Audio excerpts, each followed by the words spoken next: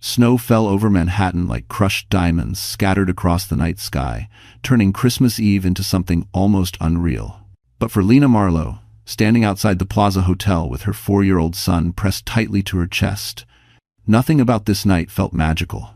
Her breath came out in trembling clouds, mixing with the cold as she stared up at the glittering windows of the hotel's penthouse suite windows she never expected to see her husband behind. Yet there he was. Chase Marlowe, her husband of 7 years. He wasn't meeting clients. He wasn't closing a year-end deal. He wasn't stuck in traffic or delayed by work emergencies like he always claimed. He was standing beside a woman Lena recognized instantly, the model-turned-influencer Vera Quinn, dressed in a gold satin gown that shimmered under the chandelier light. And as Lena watched from the snowy sidewalk, Chase leaned in close, too close, raising a tall flute of champagne toward Vera's lips. The two of them laughed, glowing in warmth and luxury, while Lena, forgotten and freezing, held the child they created together.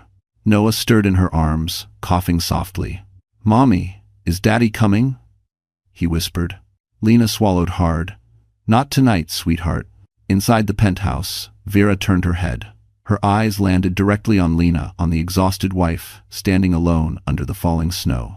And instead of shame, Vera smiled. A slow, triumphant, almost cruel smile. She slid her hand up Chase's chest, kissed him deliberately, and whispered something that made him laugh louder. The kind of laugh Lena hadn't heard from him in years. Lena's fingers tightened around her son's coat. She stepped backward, her boots sinking into the snow. Something inside her broke, but something else awakened at the same time. A quiet, steady voice inside her chest saying, "Leave. Tonight, before he destroys you completely." A gust of freezing wind whipped her hair across her face.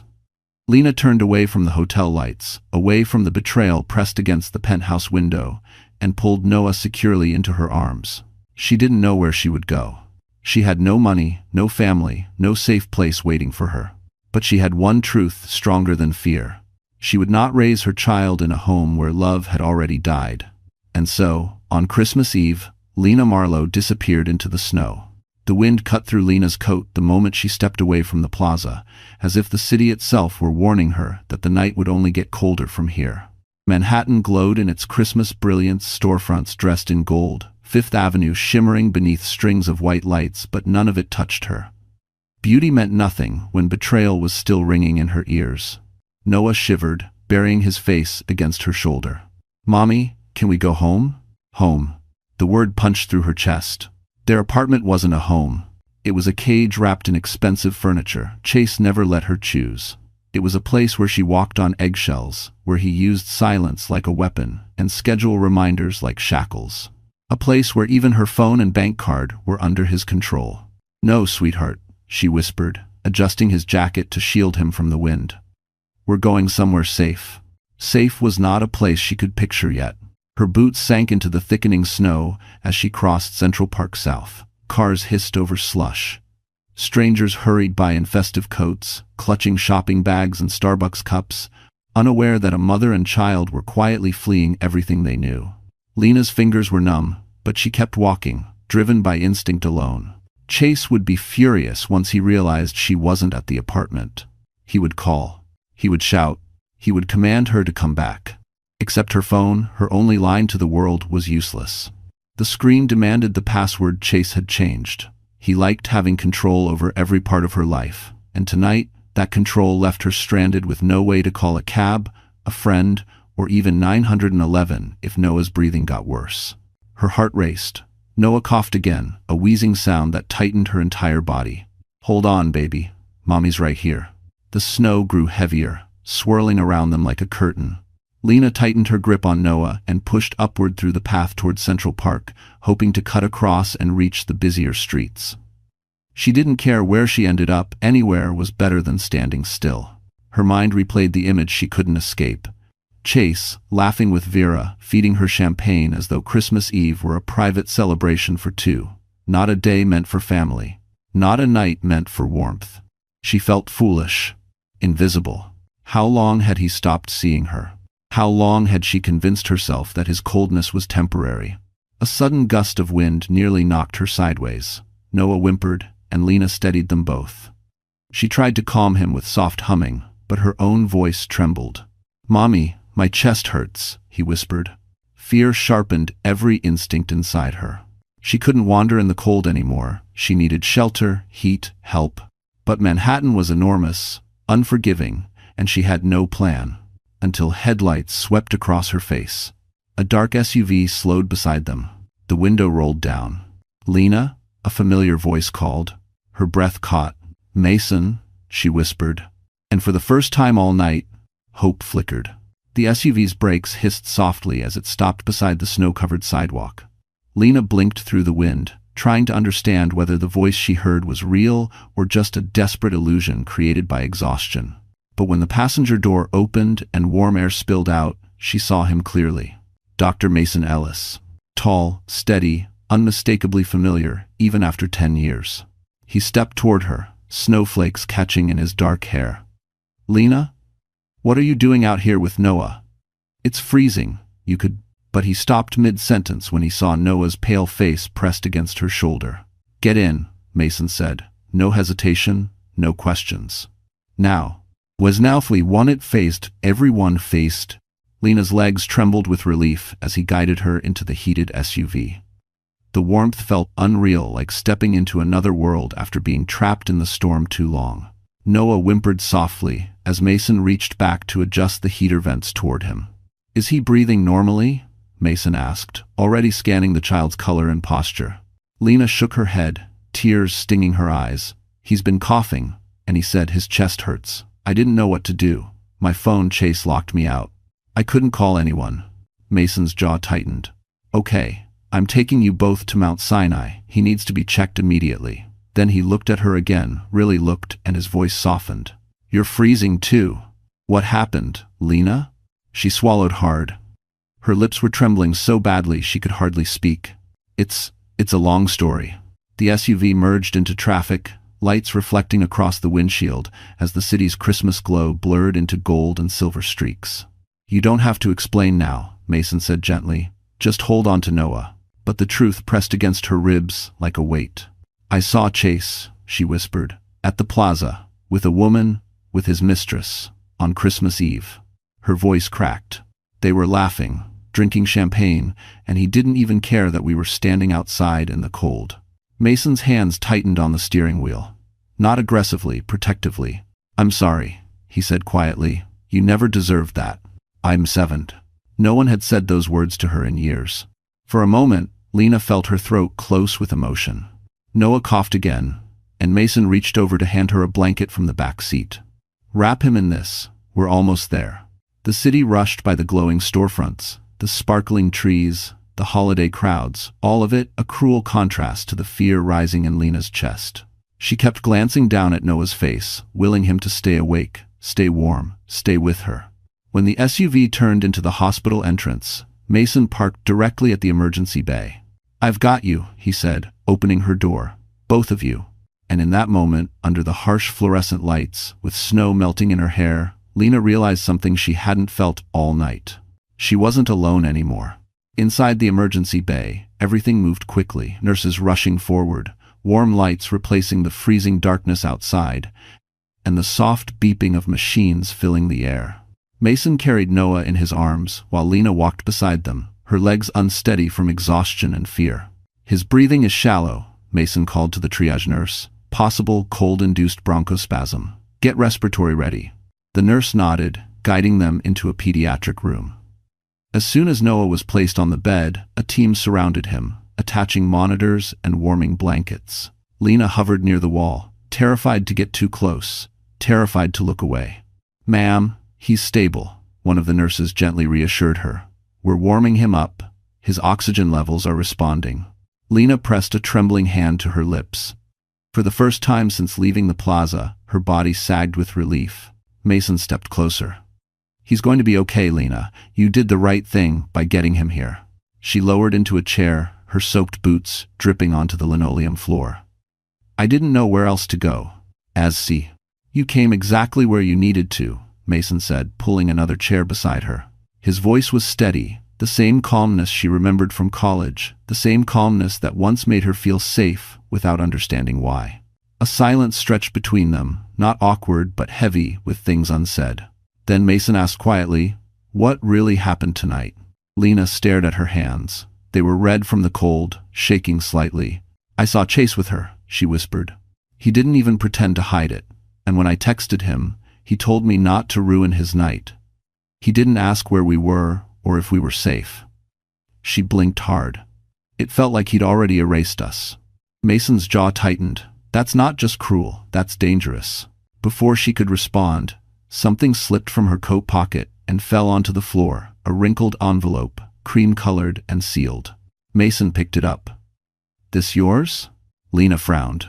I don't remember putting anything in my pocket." She turned the envelope over. The handwriting made her breath catch. "From your mother."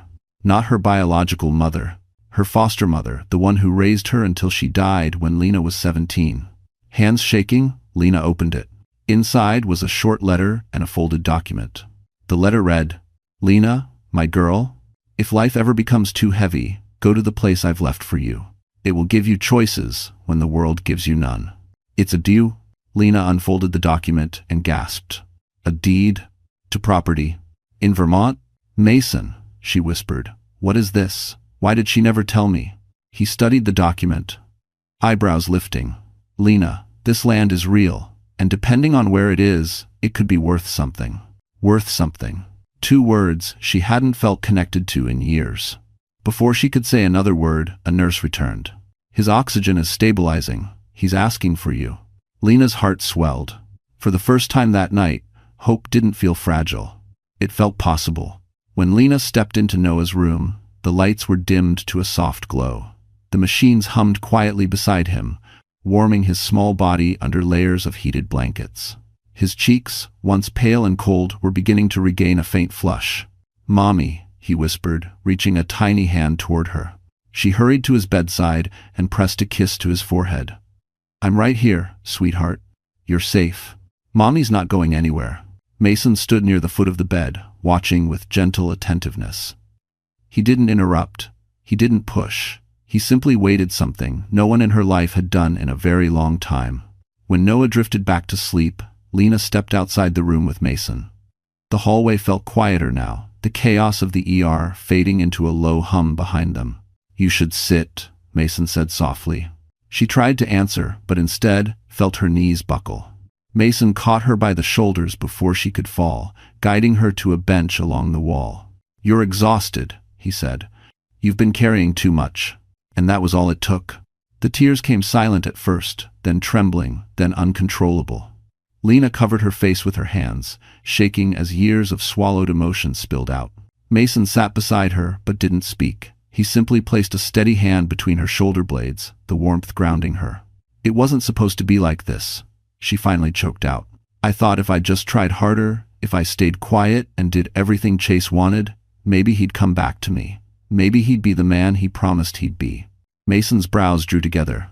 "Lena, none of this is your fault." "Isn't it?" she whispered. "He said I was holding him back, that I wasn't attractive enough, that no one would ever want me if he left." 8.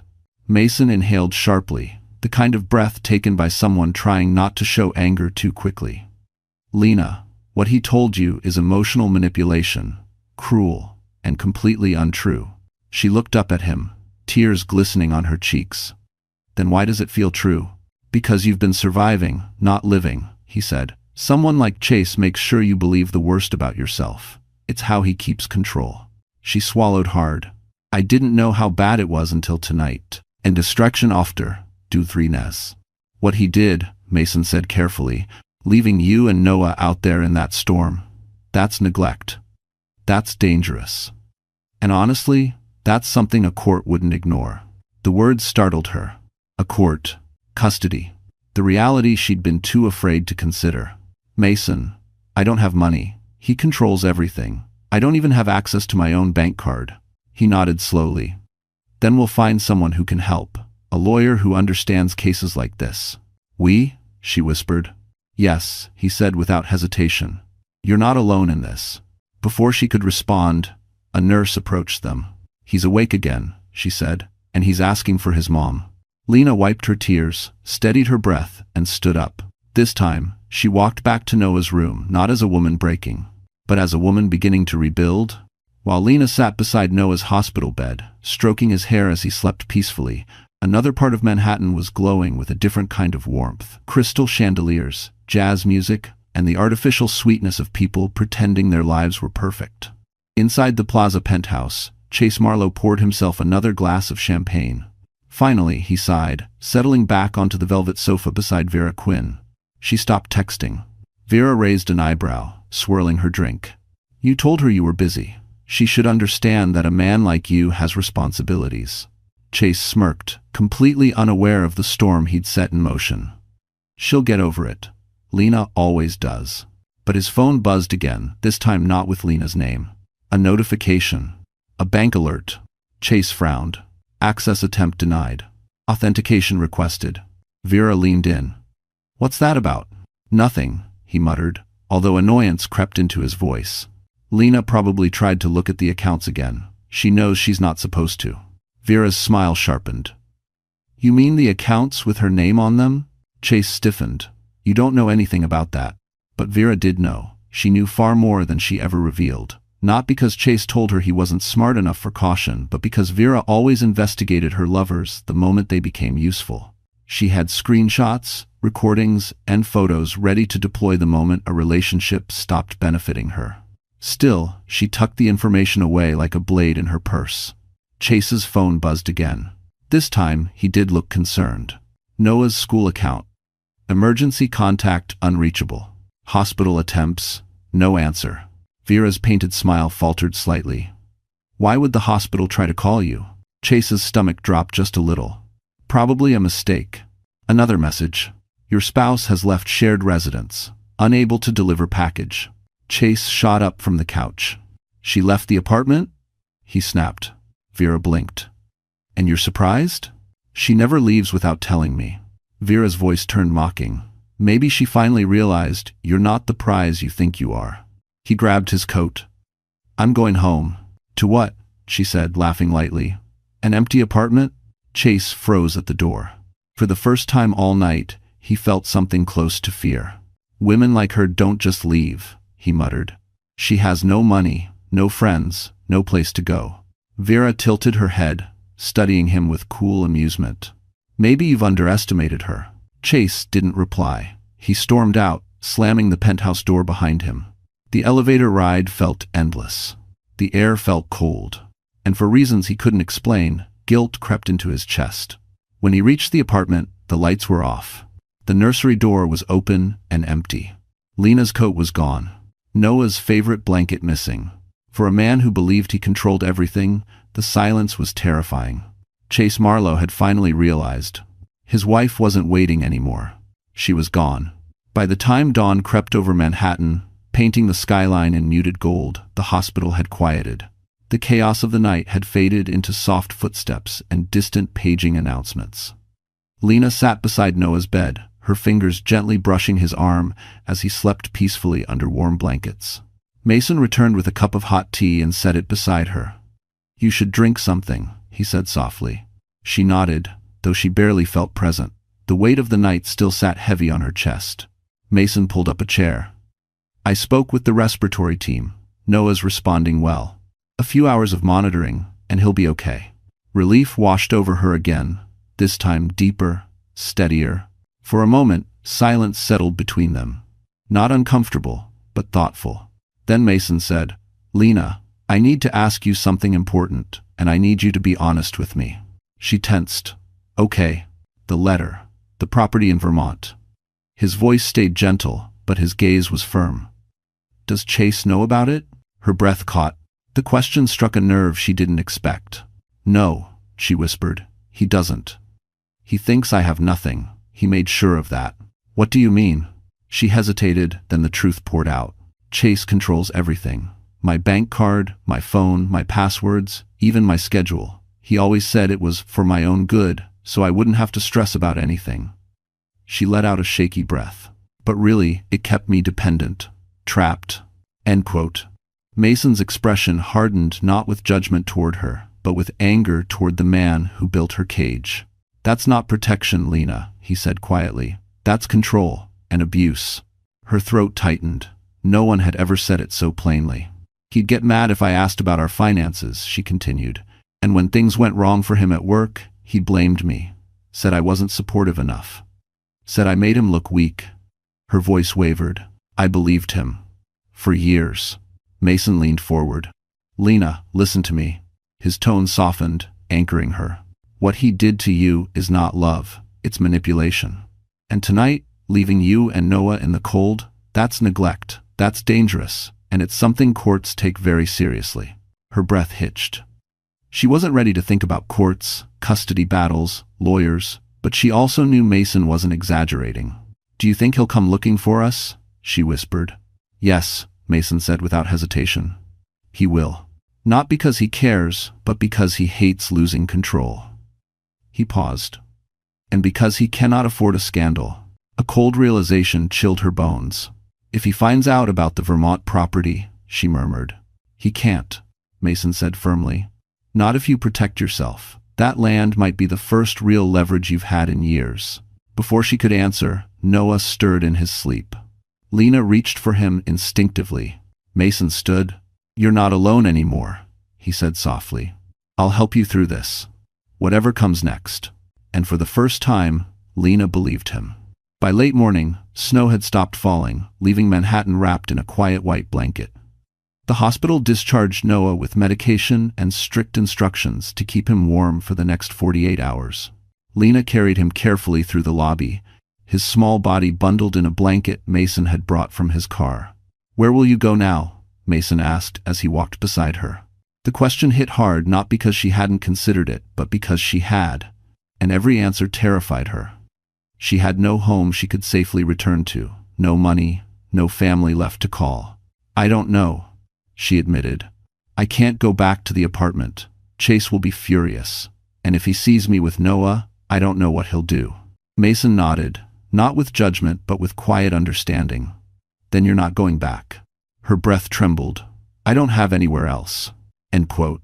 You do now, he said simply. He led her outside to the SUV, opened the door for her, and helped her settle Noah into the back seat. The cold nipped at her cheeks as she watched him walk around to the driver's side. Where are we going? She asked once he started the engine. To a friend's place, Mason said. She's a lawyer. She owns a spare apartment on the Upper West Side. She's out of town for the holidays, and she offered it to anyone who might need it. Lena blinked, stunned. Mason, you didn't have to go through all this trouble. His gaze flicked toward her. Lena, you walked through a snowstorm with your child because you had no one else. Let me be someone who helps. The sincerity in his voice made her chest tighten. The drive to the Upper West Side was calmer than the frantic trip to the hospital. The Christmas crowds were out, lights twinkling on every corner, children laughing as they dragged sleds through slush.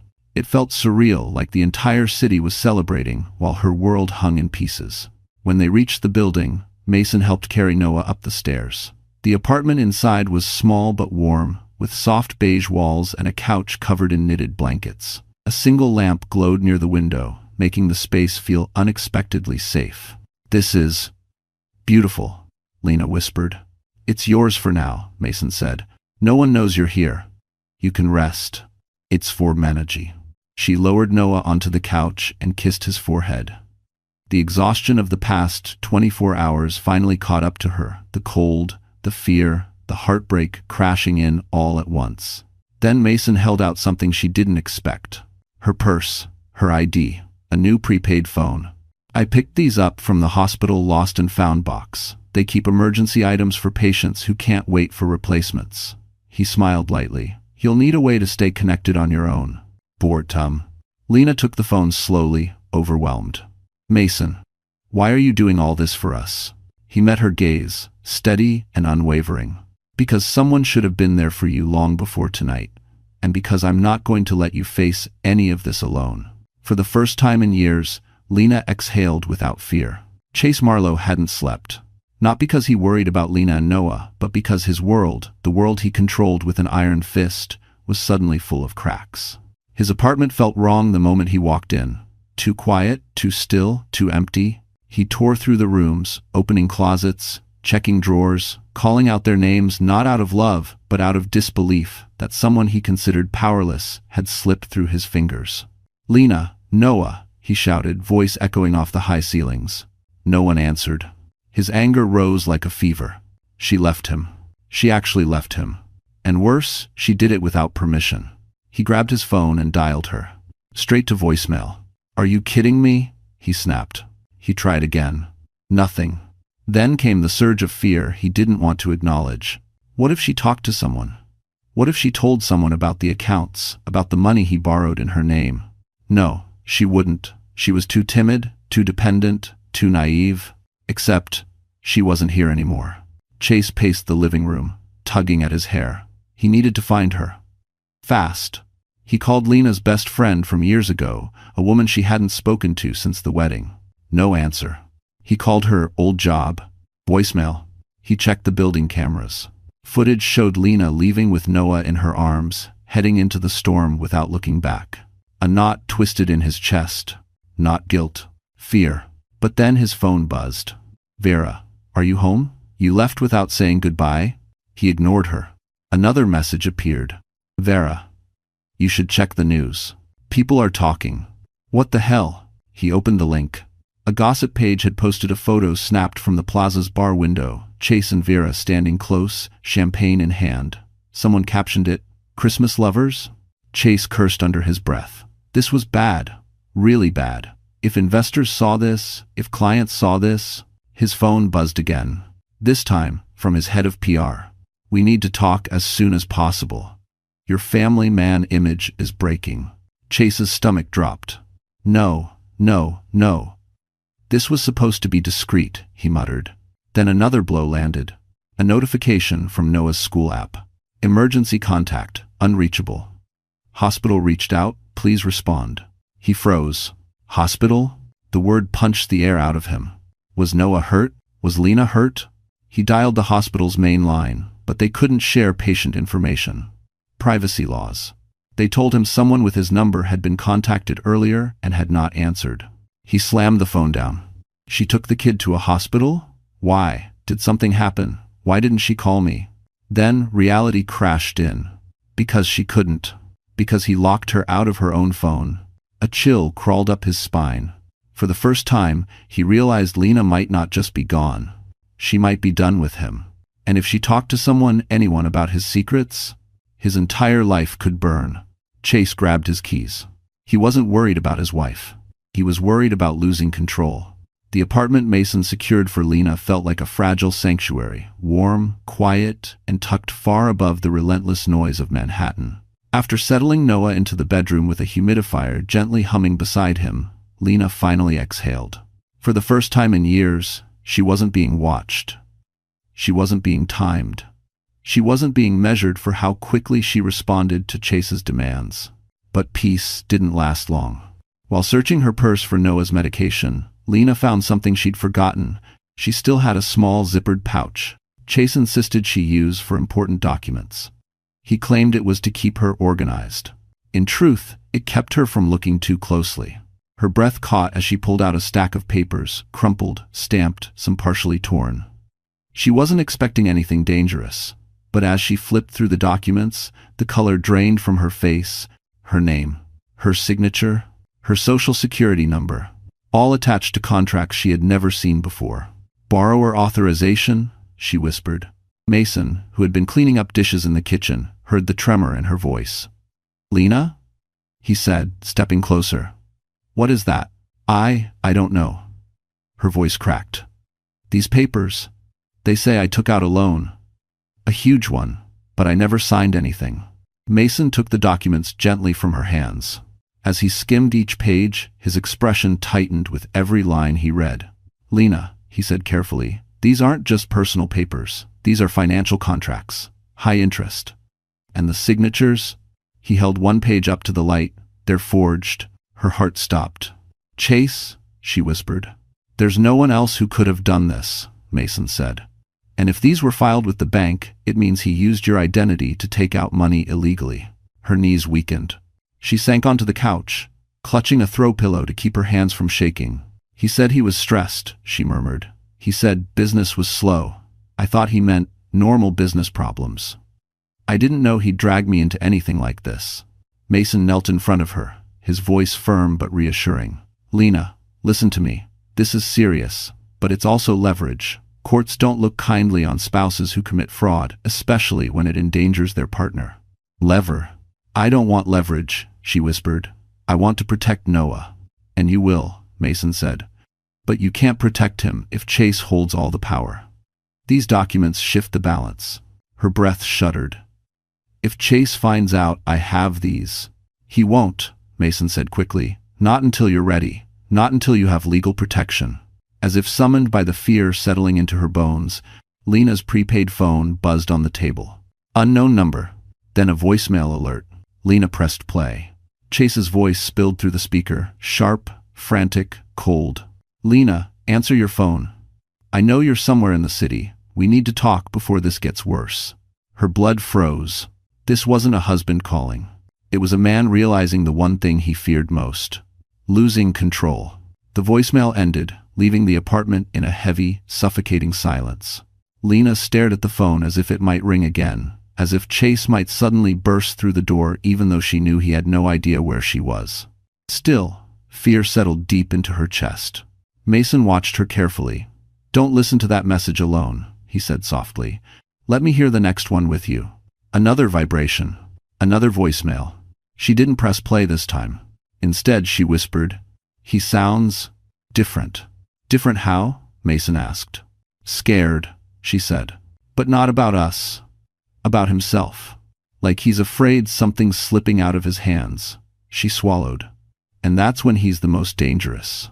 Mason took the phone gently from her fingers and set it aside. "Lena, focus on what's in front of you. You and Noah are safe right now. That's what matters." Safe. The word felt fragile, but it was something.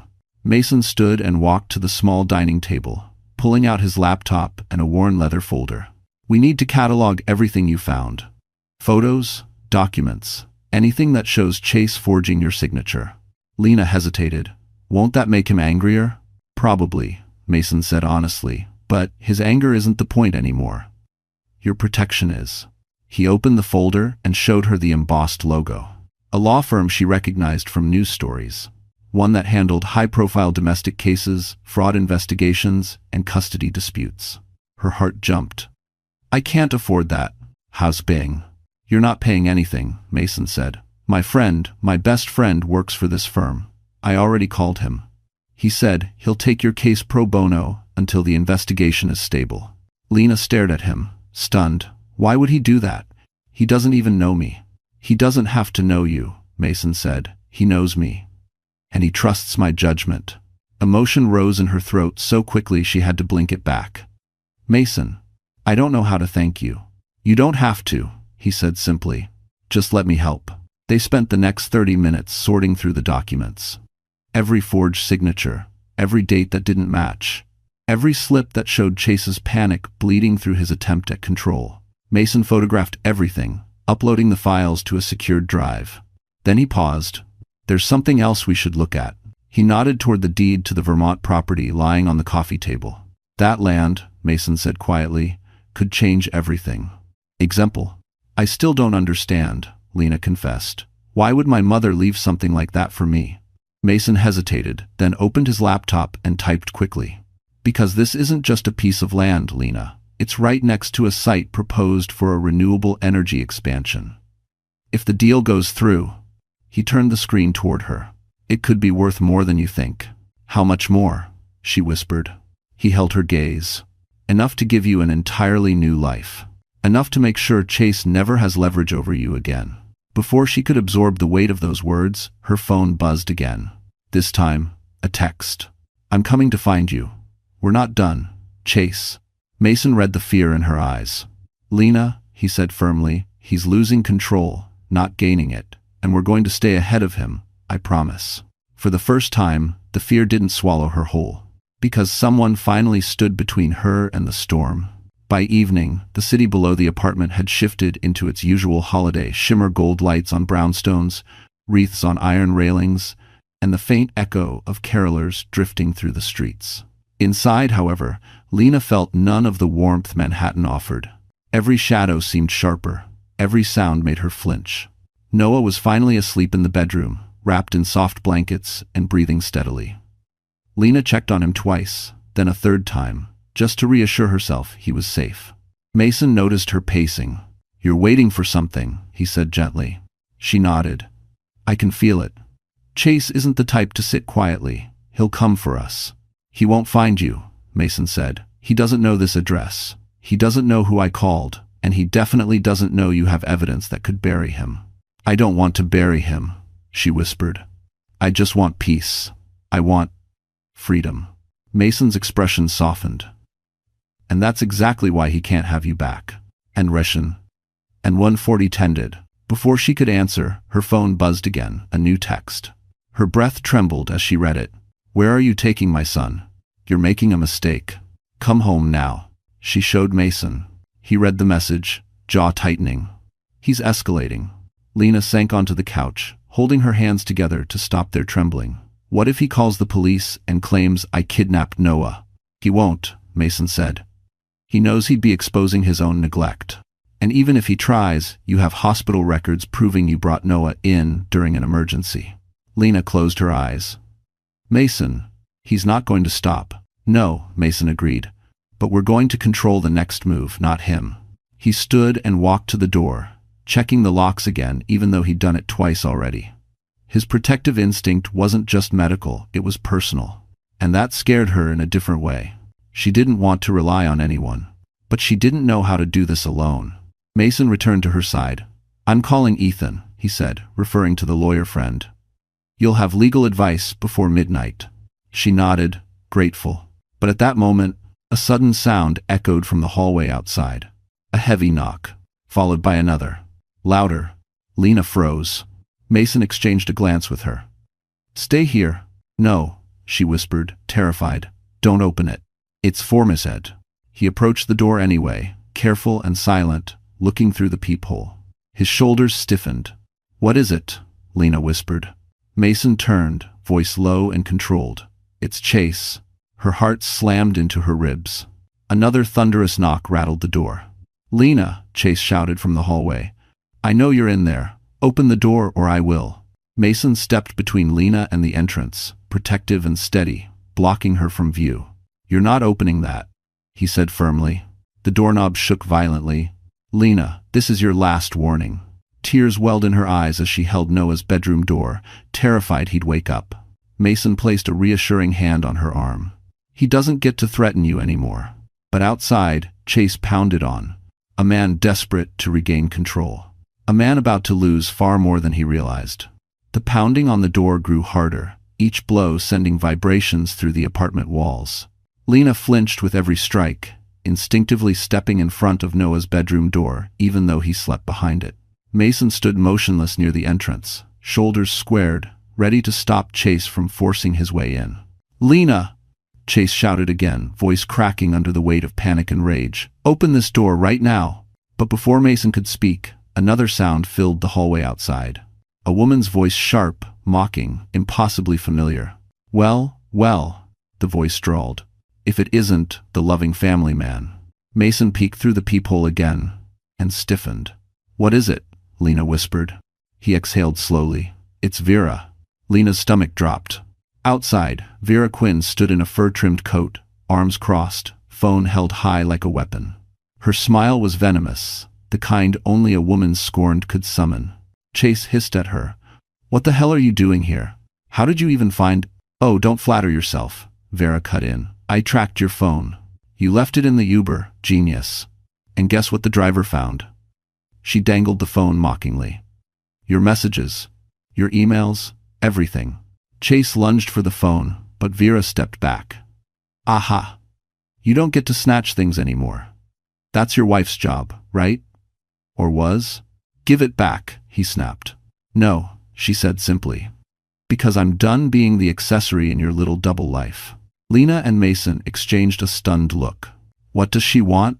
Lena whispered. Mason shook his head. "With people like her? Chaos." Vera continued, voice ringing down the hallway. "Do you know what's funny, Chase? You promised me a PR boost.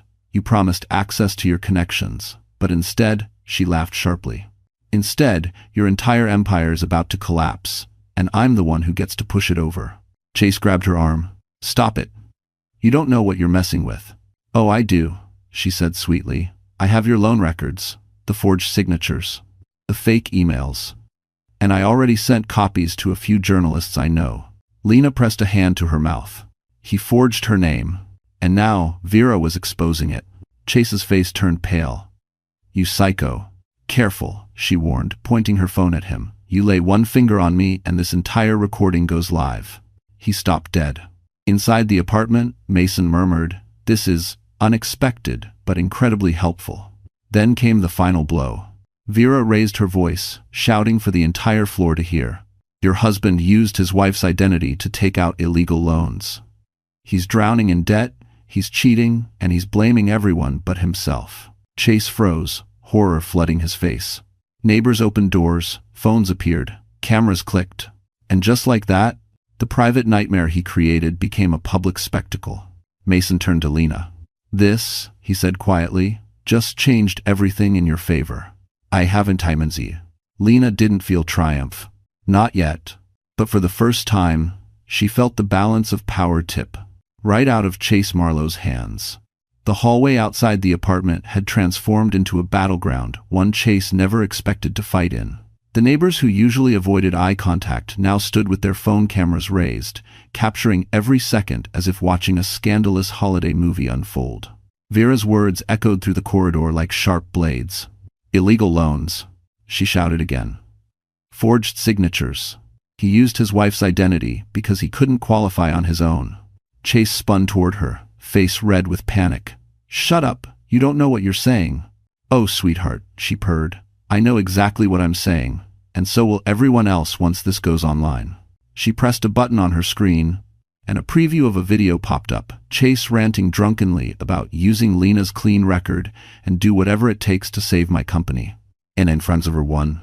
Neighbors gasped. Someone whispered, Is this real? Chase lunged for her again, but two men from down the hall stepped between them, arms folded. Back off, man, one of them warned. No one's touching her. Inside the apartment, Lena watched from behind the chain lock, heart racing. She didn't want to see Chase humiliated. Part of her still trembled at the sight of his anger, but another part, a deeper, quieter part, felt something else. Validation. For years she had questioned her instincts, her sanity, her worth. Chase had convinced her that she was overreacting, ungrateful, dramatic, but now the truth was shouting through the hallway for the entire world to hear. Mason stood beside her, voice low. Lena, this footage alone could sway a custody hearing. I don't want revenge, she whispered. I just want Noah to be safe. And that, Mason said, is exactly why you deserve to win. To Downber.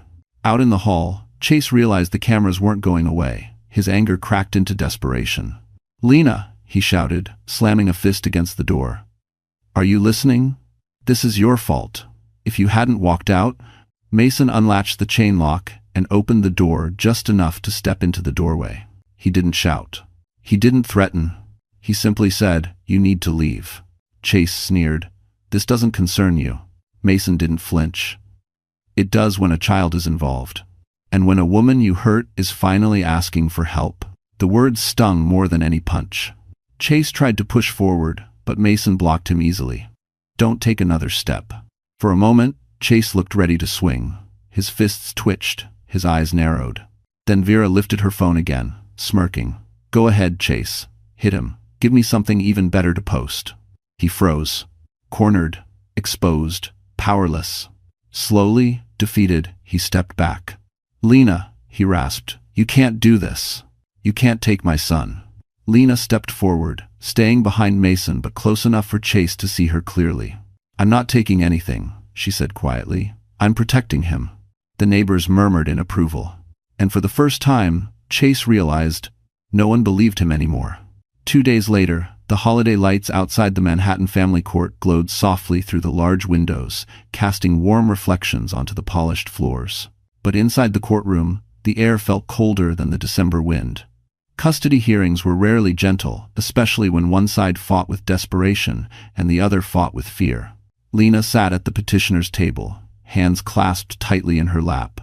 She wore a simple navy sweater and the only pair of dress shoes she still owned. Noah sat with a child advocate in the hallway, playing quietly with a small toy truck Mason had bought him. Her stomach twisted every time she thought of him waiting outside, unaware of how life-changing this day could be. Mason sat behind her, offering quiet strength just by being present. At the opposing table sat Chase, jaw set, shoulders tense, eyes burning with the need to win. Beside him, two expensive attorneys flipped through binders thick enough to bury the truth if necessary. The judge, a stern woman with silver hair, adjusted her glasses. "We are here to determine temporary custody and assess immediate safety concerns. Mrs. Marlowe, please stand." Lena rose, knees trembling. "You left the residence with your child on Christmas Eve. Explain why." Her mouth went dry, but she forced the words out. "Your Honor, my husband left us in a snowstorm. My son had trouble breathing. I couldn't access my phone because he locked me out of it. I had no way to call for help. I made the decision to leave for my child's safety." "Enfres," Chase scoffed loudly. His attorney placed a restraining hand on his arm. The judge turned her gaze to him. "Mr. Marlowe, you'll have your turn." When the questioning shifted to Chase, his attorney launched into a performance. "Your Honor, my client is a respected businessman. He was attending a professional gathering that evening. Mrs. Marlowe has a history of emotional instability." "That's a lie," Lena whispered. But the judge raised a hand. "We'll hear all sides." End quote. The attorney continued. "She left the residence without notifying him, creating a dangerous situation." Mason leaned forward, whispering, "He's trying to frame you as irresponsible. Stay calm." Then the judge said, "Mr. Ellis, I see your name listed as a witness. Please approach." Lena's breath caught as Mason walked to the stand. He took the oath, then met the judge's eyes with steady professionalism.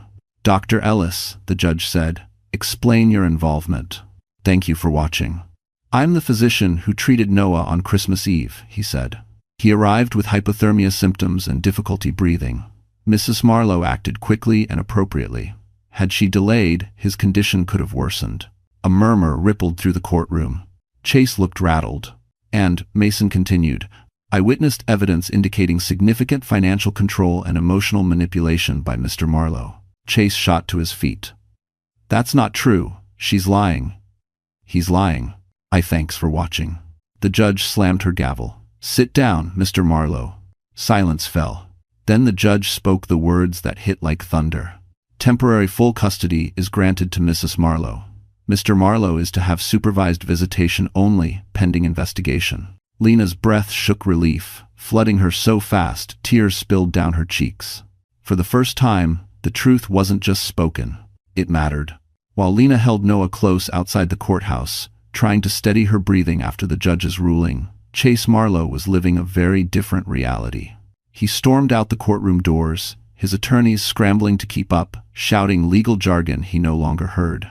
The hallway buzzed with murmured shock, law clerks whispering, attorneys glancing sideways, spectators exchanging knowing looks. Chase ignored them all. "She can't do this," he hissed. "A temporary ruling doesn't mean anything. I'll overturn it." But even as the words left his mouth, his voice cracked. His head attorney cleared his throat. "Mr. Marlowe, there's more we need to discuss." Chase spun around, eyes blazing. "What now?" The attorney lowered his voice. "The forged loan documents? The bank has flagged them. We received notice this morning. There will likely be an investigation." "What investigation?" Chase snapped. "It's my wife, my household. It's not a crime to use." "It is a crime," the attorney interrupted sharply, glancing around before dropping his voice. "Identity fraud, financial abuse, and given the domestic context, it's going to look very, very bad." Chase stumbled back a step. Then his phone buzzed. He snatched it from his pocket, expecting a message from his PR team. Instead, breaking news. Manhattan businessman under scrutiny for alleged identity fraud. A blurry photo of him and Vera at the plaza, plastered beneath the headline. He scrolled. A new viral video, posted by Vera. All it took was 10 seconds to destroy his image. "I had to use Lena's name. It's cleaner. My credit's trashed. She'll never know." Chase felt the blood drain from his face. No, she wouldn't. But she did. Vera Quinn had set the match, and the world was watching the fire burn. His attorney swallowed hard. "We need to get ahead of the narrative. You should release a statement." I'm not releasing anything, Chase barked. Call Vera. Now. We tried, the attorney said. She's not responding. Her agent issued a statement saying she's cooperating fully with investigators. Chase nearly dropped his phone. His world, crafted so carefully, maintained through control and intimidation, was cracking apart like thin ice beneath him. He turned and caught sight of Lena through the courthouse doors. She stood at the curb with Noah in her arms, Mason at her side. She looked tired, shaken, but steady, stronger than he had ever allowed her to be.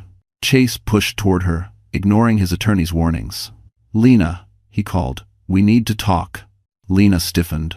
Mason stepped between them, voice calm but firm. You've caused enough damage today. Chase ignored him. Lena, tell them it's not true. Tell them you're not pressing charges. You owe me that. She stared at him, stunned by the audacity. Owe you? She repeated softly. Her voice didn't shake. Not anymore. I owe Noah safety. I owe myself peace. But I don't owe you anything. Mason gently guided her and Noah toward the waiting car. Chase reached out, but no one let him close. Not the law. Not the court. Not the truth that had finally come to light. And as the car pulled away, he realized something he had never felt before. He wasn't losing control. He had already lost it. The courtroom reconvened 2 days later for the financial hearing, an emergency session called after the bank formally reported irregularities in the loan documents tied to Lena's name. Snow fell steadily outside the tall courthouse windows, muffling the city, as if Manhattan itself were holding its breath. Lena sat at the petitioner's table once again, hands folded tightly in her lap. Mason sat behind her for support, and her attorney, Ethan Ross, sharp, composed, and devastatingly calm, arranged neatly labeled folders before the judge. Across the room, Chase looked like a shadow of the man he once pretended to be. His suit was wrinkled, his tie crooked, his eyes bloodshot from nights spent extinguishing fires he had started long before Christmas Eve. His attorneys whispered frantically to him, but nothing could mask the dread etched into his face. The judge lifted the first document from the stack. Mr. Marlowe, she began, we have reviewed the contract signed using your wife's identity. Mrs. Marlowe states she did not authorize these transactions. Chase stood, desperate and sweating. Your Honor, she's confused. Those were household decisions. She signed them. Ethan rose. Permission to present Exhibit A. The judge nodded. A screen lit up at the front of the courtroom. A video. Vera's recording. Chase's voice. I had to use Lena's clean record. My credit's trashed. She'll never know. A gasp rippled through the courtroom. Chase's attorney closed his eyes like he'd just watched his entire career go up in flames. Chase lunged forward. That was taken out of context. That woman is unstable. The judge raised a hand sharply. Sit down, Mr. Marlowe. He froze. Ethan stepped forward. Further evidence shows Mr. Marlowe changed Mrs. Marlowe's passwords, restricted her financial access, and locked her out of her own phone. This demonstrates intentional isolation and financial abuse. Lena stared at the table. Hearing her suffering described in legal terms felt surreal, like someone else's story. But every word was true. The judge turned to Lena. Mrs. Marlowe, did you consent to any of these loans? No, Your Honor, she said quietly. I didn't even know they existed. The judge made several notes. Then came the final blow. Given the fraudulent activity, the manipulation demonstrated, and the immediate risk posed to Mrs. Marlowe and her child, this court finds Mr. Marlowe solely responsible for the outstanding debts. Furthermore, Chase's breath hitched. An official fraud investigation will proceed. Until its conclusion, Mr. Marlowe's accounts will be frozen. He collapsed back into his chair. Frozen accounts. Debt in his name only. Criminal investigation pending. Supervised visitation. His life, his image, his control, shattered in seconds. But the judge wasn't finished. Additionally, Mrs. Marlowe is granted temporary exclusive use of the marital residence. Chase jerked upright. What? You can't. She left. She left under duress, the judge corrected. And the court will not return her to unsafe circumstances. Lena swallowed hard, tears burning her eyes. She never imagined she'd hear those words spoken for her. The judge lifted the final page. This court's priority is the safety and stability of the child and the victimized spouse. Mr. Marlowe, you have violated both. A single, clean strike of the gavel ended the hearing. and ended Chase Marlowe's reign. The first night back in the marital apartment felt strange, like walking through a museum of a life she no longer belonged to. The judge had granted her full access, but that didn't erase the memories embedded in the walls, the arguments whispered behind closed doors, the constant tension, the nights she cried silently while Chase slept beside her. But this time, she didn't come back alone.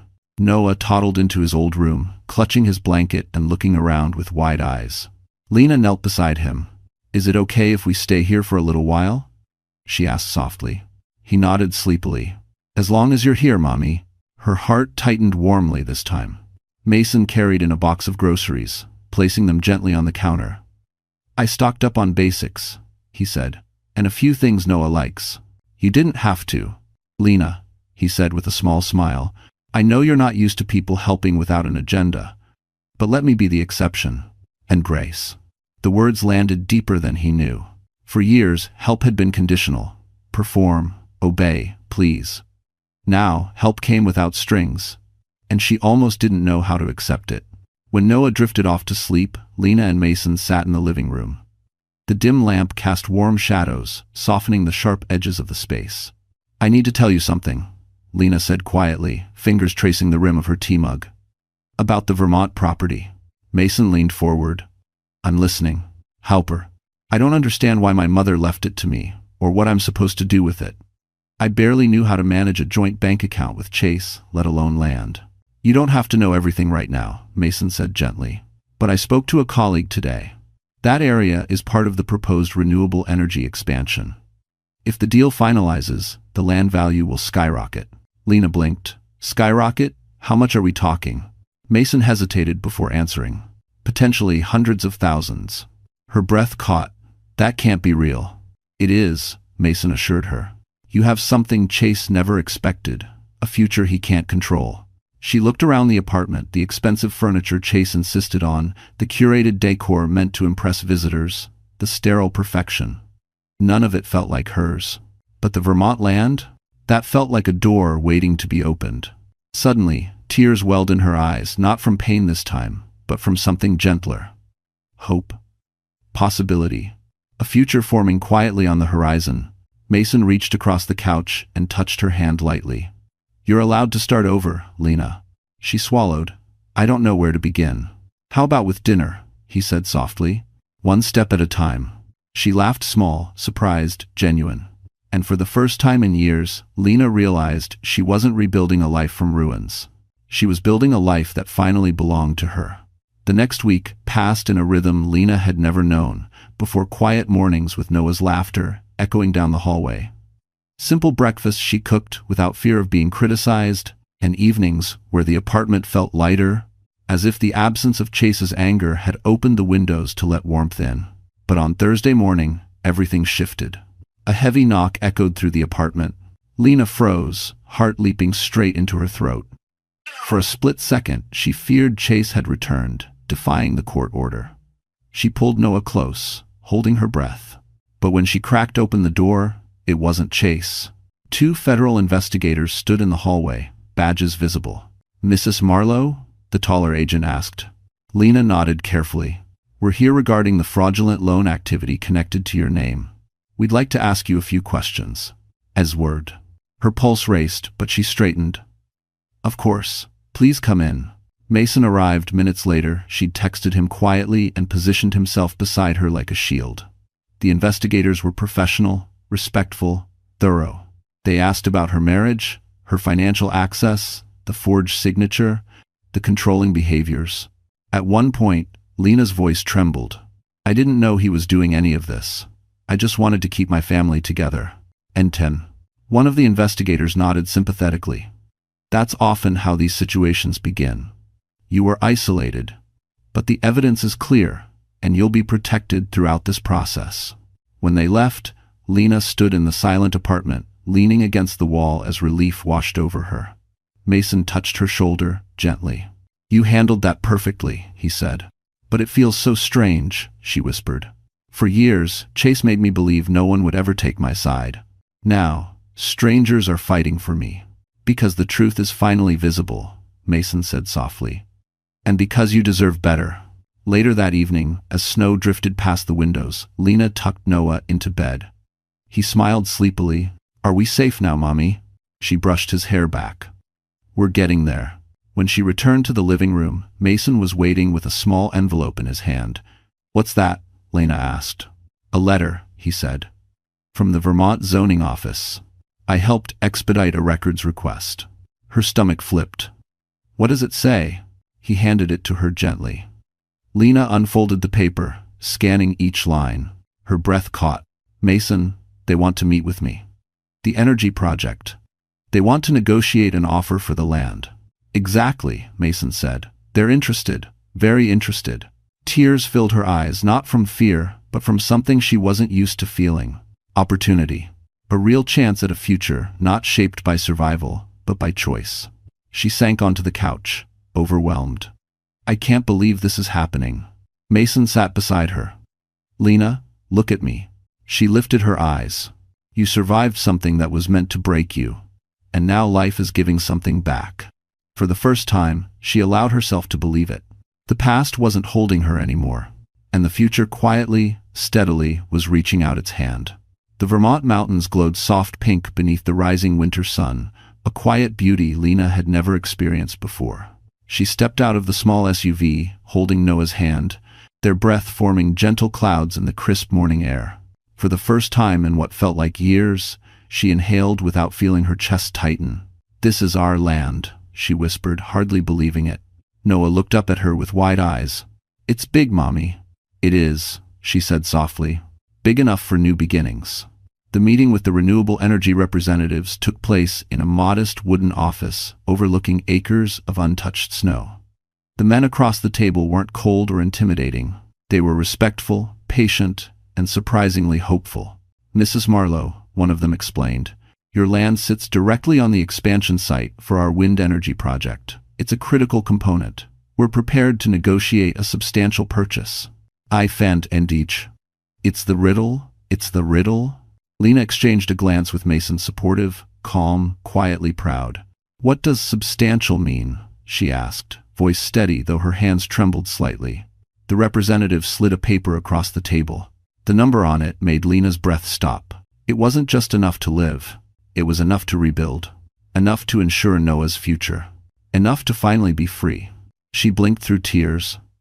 I need a moment." And whoa. Outside, she leaned against the railing overlooking the snowy valley, overwhelmed not by fear, but by possibility. Mason joined her quietly. "This changes everything," he said. She nodded. "I never imagined life could look like this." "You earned it," he replied gently. "Every step you took to protect yourself and your son led you here." When they returned inside, Lena signed the preliminary agreement. It felt like closing the door on a life she never wished to return to. Back in Manhattan, the next blow fell for Chase publicly and decisively. His company issued a statement distancing themselves. Investors withdrew. Charges were officially filed. The world he once built through manipulation and borrowed power finally collapsed under the weight of truth. But Lena didn't celebrate his downfall. She celebrated her freedom. That evening, in the warm glow of her Vermont cabin rental, she put Noah to bed with soft blankets and sang him a lullaby she hadn't sung in years. When she stepped outside, snowflakes drifted lazily, settling on her hair and eyelashes. Mason followed her out, hands tucked in his jacket pockets. "Do you ever think about what comes next?" he asked softly. Lena turned to him, really looked at him, the man who stood by her when she was at her lowest. The man who believed her before she believed herself. "I do now," she whispered. He took a slow step closer, not imposing, not demanding, just present, offering warmth in the cold. "You don't have to rush into anything," Mason murmured. "But if someday you wanted—" She placed a hand on his chest, stopping the words gently. "I know," she said, "and someday, I might." Snow fell softly around them, quiet and forgiving. For the first time, Lena Marlowe felt the weight of her past slip away, replaced by a peace she finally believed she deserved. So, the story has come to an end, my wonderful friends. If you're still here with me at this moment, then something in Lena's journey must have touched your heart in a quiet, honest way. And maybe, as we sit here together, it's worth asking, why? Why did her pain, her courage, her quiet steps forward matter to you. Because in life, we all face moments when we must walk away from what hurts us, even when our legs are shaking. Marcus Aurelius once wrote, "You have power over your mind, not outside events. Realize this, and you will find strength." Today, Lena found that strength, not all at once, not dramatically, but in small, trembling decisions that slowly open the door to a new life. And maybe that's the lesson for all of us. Healing doesn't come in a single moment. It comes in tiny steps, tiny truths, tiny acts of choosing ourselves again. If this story stayed with you, if it made you feel seen or less alone, then stay with our little community here. Like, share, and subscribe so these stories can keep finding the people who need them most. And remember, you too deserve a life that doesn't hurt to live.